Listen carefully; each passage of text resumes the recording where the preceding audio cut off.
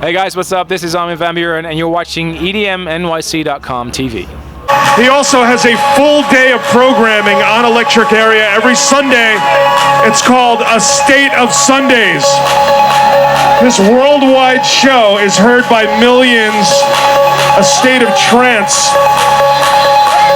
His name is Armin van Buuren.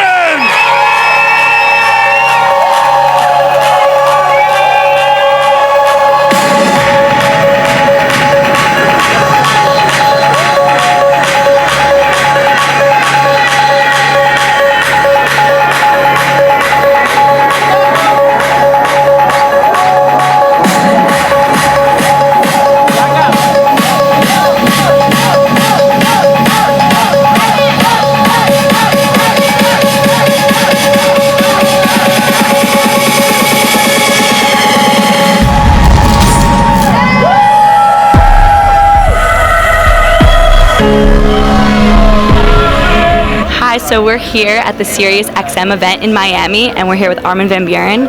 So Armin, can you tell me a little bit about your relationship with SiriusXM? Well, SiriusXM has been a massive support of State of Trance, my radio show, and my music. I'm really proud. Since a couple of years, we have the Sundays on the SiriusXM Electric Area. Every Sunday, 24 hours of a State of Trance with my radio show, of course, and a lot of my colleagues that do amazing and fantastic shows as well. I just want to stress that this is really great for the development of dance music in the US and in other countries, because a lot of people from abroad listen as well to SiriusXM. You know, it's really it's been a massive influence for me personally, because actually without SiriusXM I wouldn't have had the fan base that I have now. So it's pretty important. So Eric Prydz is on your lineup. How did that come about? I'm a big fan of his, and he knows, because I actually played a lot of Eric Prydz tracks on the State of Trance in the past. State of Trance has always been about, you know, not just one type of trance. It's always been very broad. It's been the latest in trance and progressive for, you know, almost 14 years.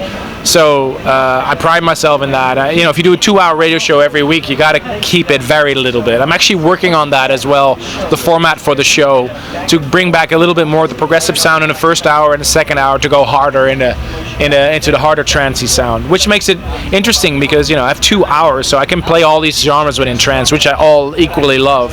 So, and Eric Prydz has been a huge example for a lot of people, and the fact that he said yes to perform on a State of Trance stage is a very special thing. I mean, I've narrowed down my wish list for the State of Trance festivals to only a few more names. So, and Eric Prydz was definitely one of them. So you're playing Saturday on the main stage and then on Sunday. How would your set differ from each day? Well, I don't know exactly yet, because I do have my options for both sets. On the Saturday, I have a shorter set.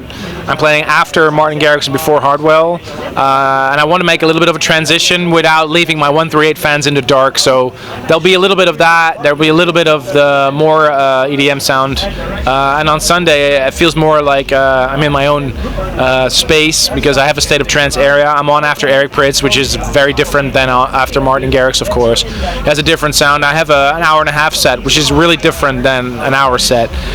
So I have exclusive for both sets. I have a couple of known tracks, a couple of brand new mashups, but I'm not the type of DJ that knows exactly beforehand what he's going to play, so even for me it's going to be a little bit of a surprise, but I know my opening tracks and you know, different intros for both sets. It's every year it's a challenge to make both sets sound completely different. I think it's a little bit, you can compare the two sets to, you know, I did 2 sets in the State of Trance in Utrecht, one on the main stage 1 and one on main stage 2.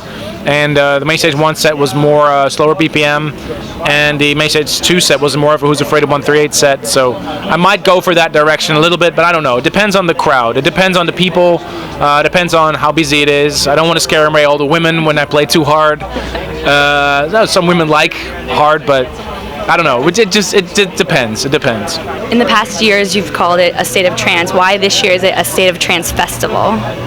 It was always a dream of mine to be the first DJ that actually has not only his own event, but his own festival. And the festivals, of course, when you have multiple areas with different sounds, and this year we've actually accomplished it. We every State of Trance event that we've done, we've hosted more than one area, and we're going to do a lot more State of Trance events. Also, it's going to be spread out throughout the year. In the past, I used to celebrate the round numbers of episodes with big events.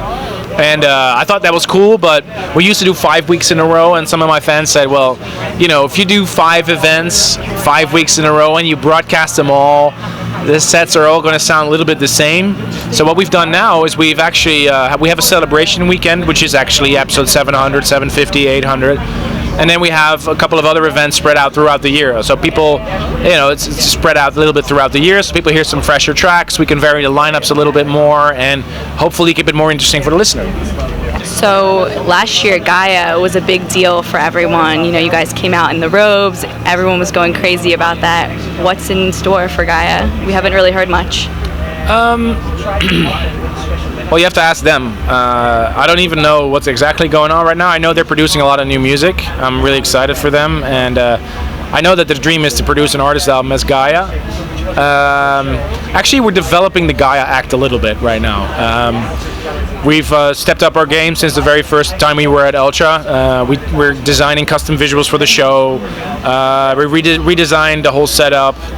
We're working with different controllers right now. We're actually looking at working with different controllers than we did in the past. So the act is not done yet. So I want to use a couple of performances to make it more perfect.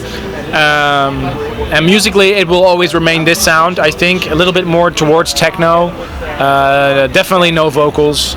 More uplifting. Pretty, you know, just a darker side of Armin van Buuren. And I'm just really excited about it because, to me, in many ways, Gaia is the same and the opposite of Armin van Buuren at the same time. You know, it's a very interesting project, and I don't know. I love the excitement that surrounds it, but then again, I don't want to overdo Gaia at the moment because that would sort of ruin the vibe around it. So we've taken on only a few gigs. A few of the gigs will be announced really soon. One of them is SW4 in London. Which is going to be epic because I'm up against guys from completely different sounds, and yeah, it's a whole new career path in my career, you know. Kind of like an alter ego, get to express yourself in a different way. Yeah, I mean, it's just exciting to do something that's completely out of the blue and completely almost the opposite of Armin van Buuren. Okay, great.